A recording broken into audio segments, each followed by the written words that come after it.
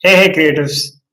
Yeah, this is Mohit. So today we're going to talk about a dream that you would love to wake up in the morning to. Not a dream that wakes you up, as in a nightmare or whatever, but something that you're like, oh, this is what I'm going to do today. This is what my life is about. I'm going to go do it. So this is what is considered to be like your life's purpose, or something that has meaning in your life. And like this is something which Daniel H. Pink talks about in his book called Drive. So it talks about what kind of people are the ones enjoying enjoying their jobs or what they do at work. He found out there were three factors. One was autonomy, meaning, as in purpose, and mastery, as in like the being good at what they were doing. And so there's a certain kind of conversation that is happening in the world, right? That about should I follow my passion, or should I be like do what everybody else tells me, and do follow do a job. But then again, there is also this argument that, like, I don't know what I'm passionate about, so I'm just gonna do what whatever the seems like the next logical step.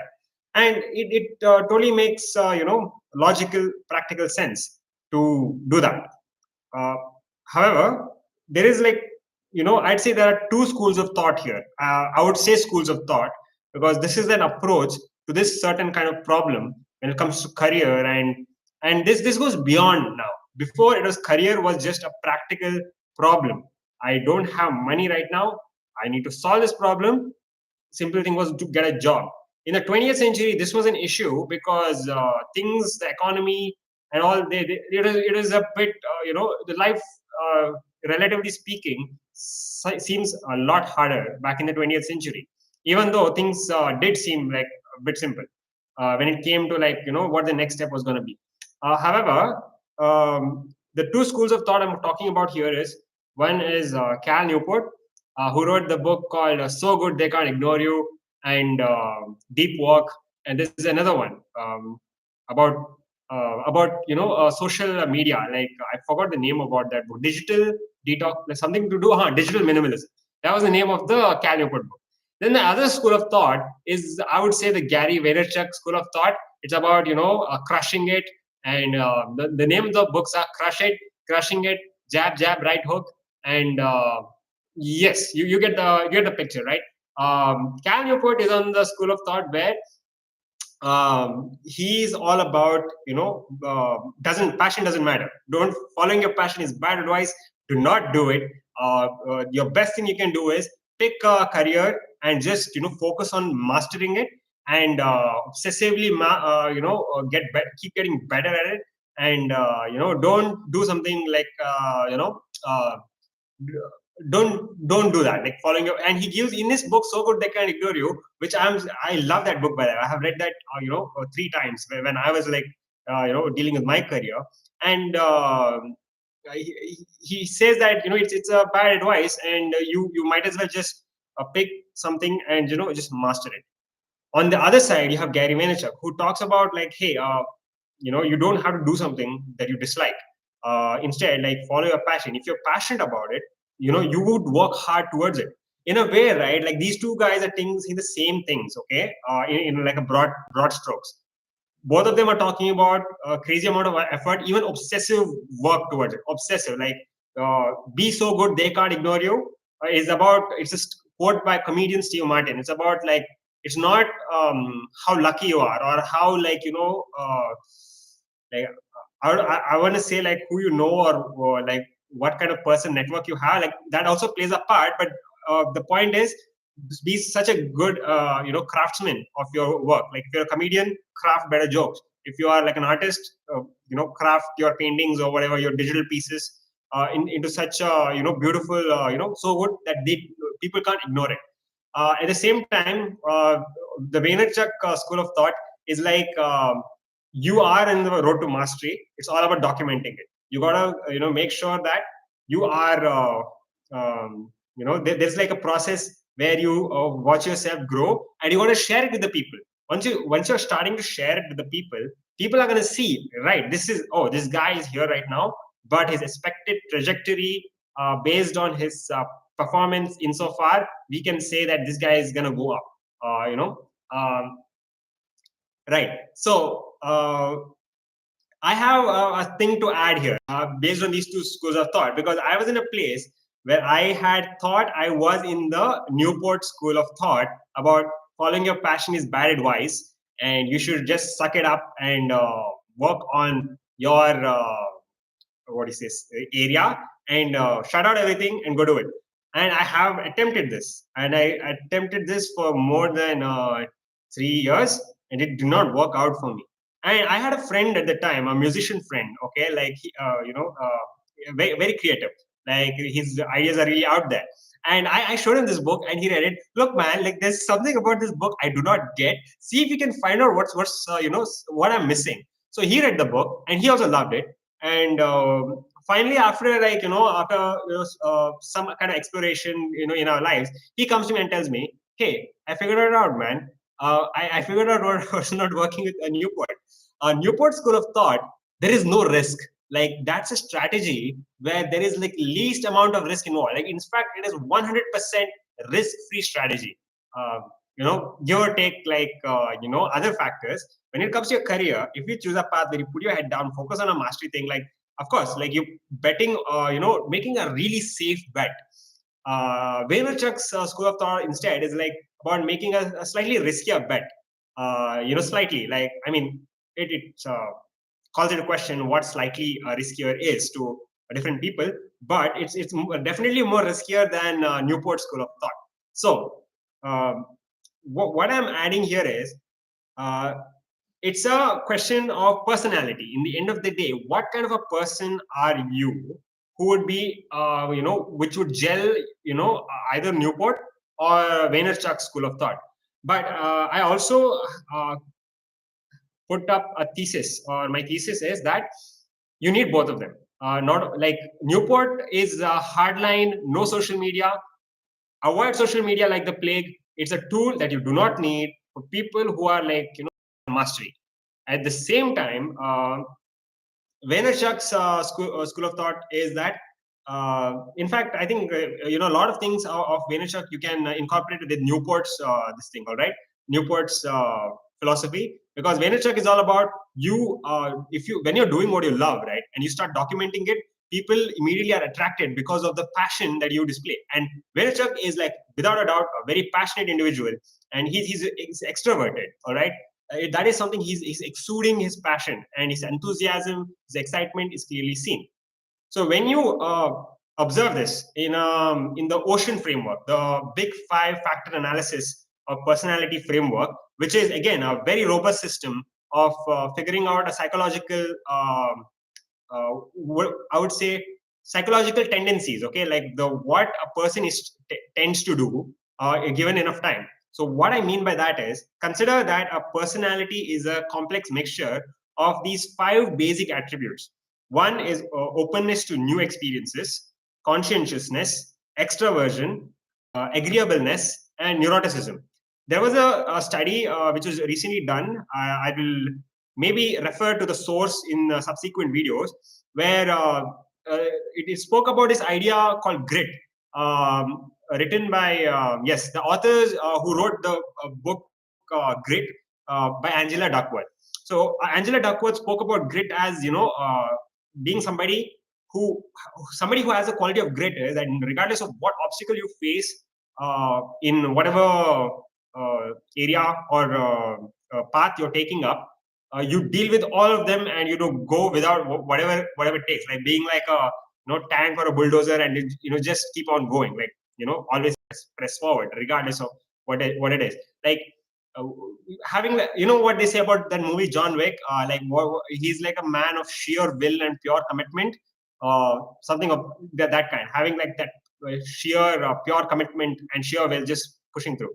I think I'm over explaining this. Regardless, they found that the grit quality is much measurable towards this trait called conscientiousness, because a person who's conscientious, it is divided into 2 parts. He will have industriousness. He or she will display industriousness of doing being very industrious, as in doing a lot of work.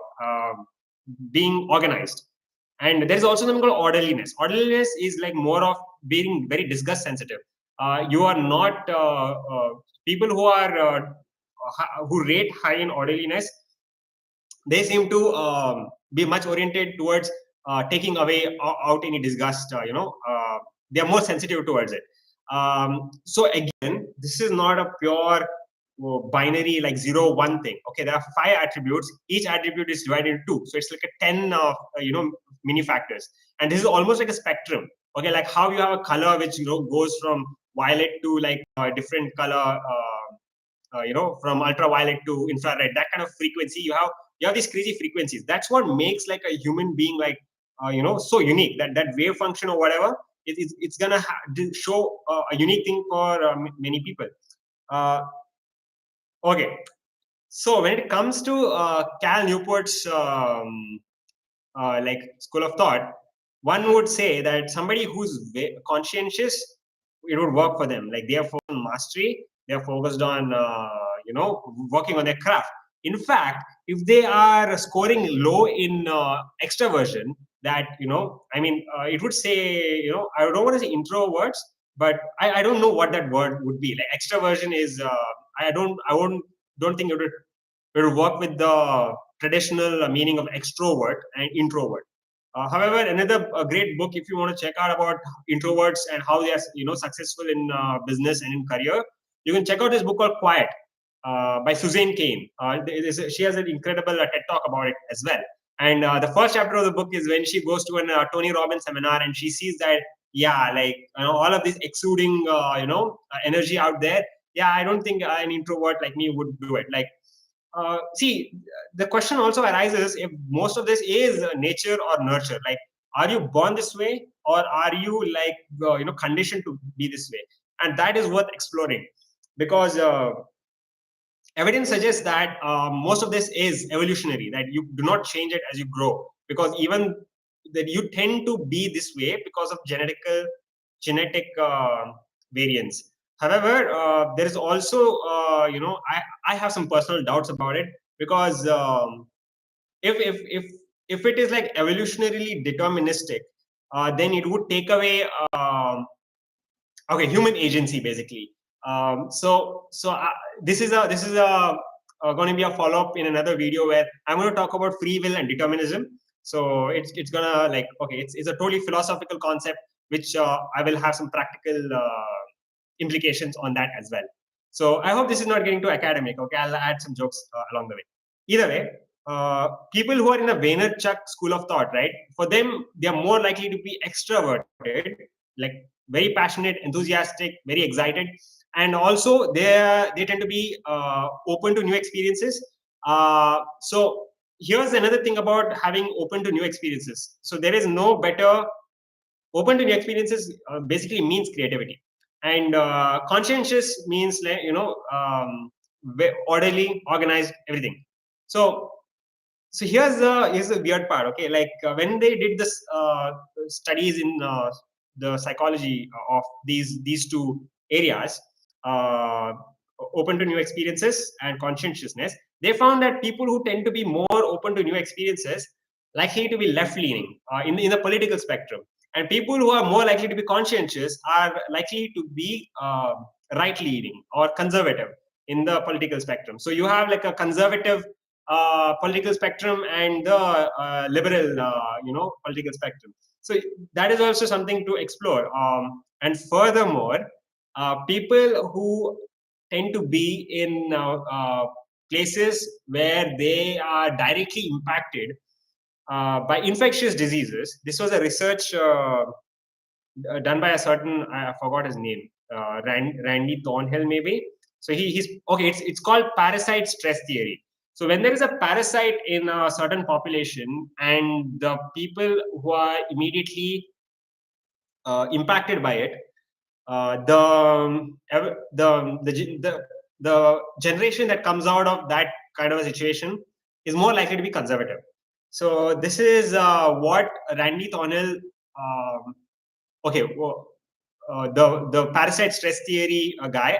I'm please do check out if the name is accurate.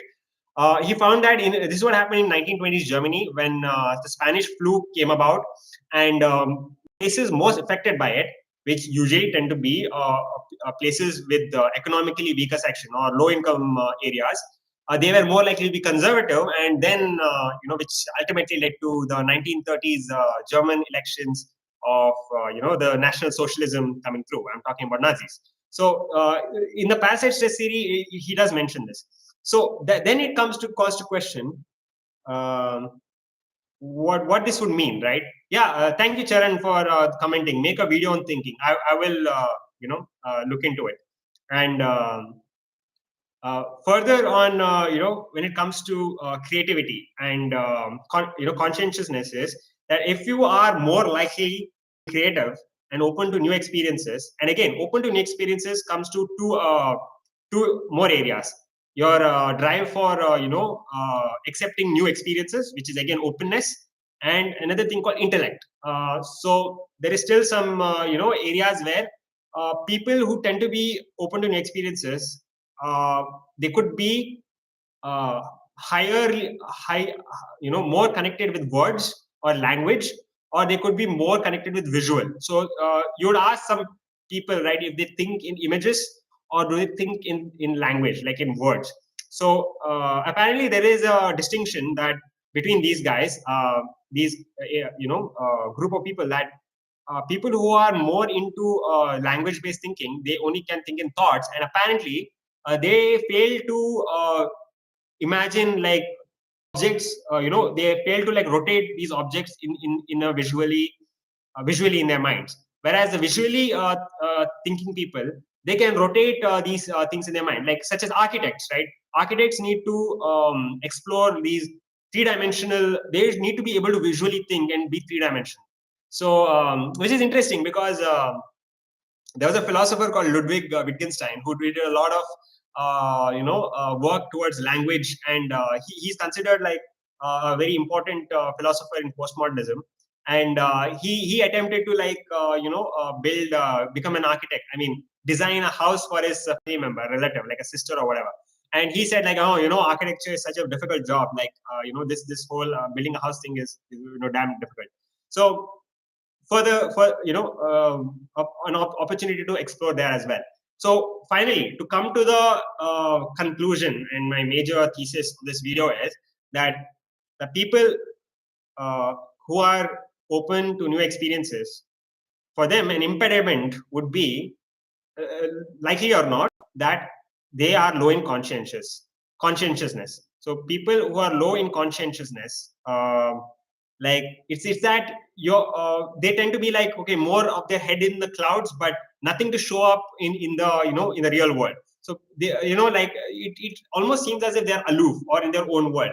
At the same time, people who are conscientious, rate high in conscientiousness, and also they rate high in openness to new experiences. They have an interesting dialogue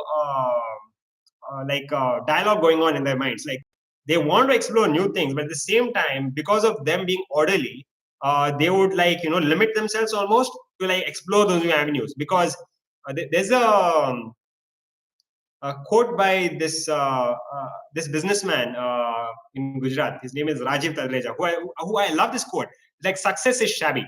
So when he talks about success is shabby, he also is talking about innovation. Like, to do something innovative, there's going to be a lot of mess involved. That's why you see like a lot of artists' easels have it's all smudged up, because you're exploring these new colors, and if you're exploring new things, there's always a mess involved. So you can further look into it in this book called Adapt by Tim Hadford, where he talks about how innovation comes from messiness.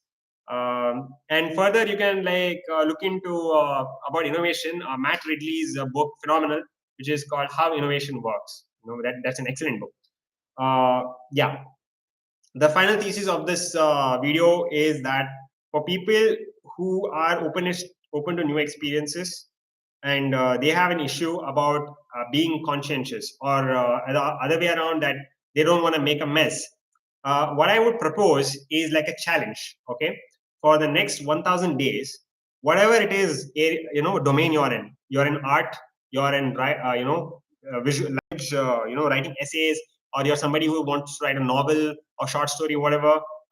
People who are in the who are mathematicians, who are into uh, you know like discovering new stuff in maths or science, innovation, whatever it is. Figure out like how you can chunk it into like a small task and do it consistently for the next 1000 days, and also document you doing that on a social media platform.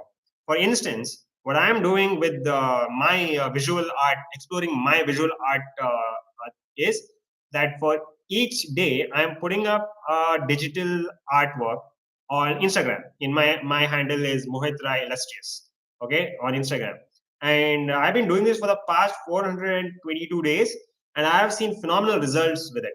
So I would invite you to take on this challenge.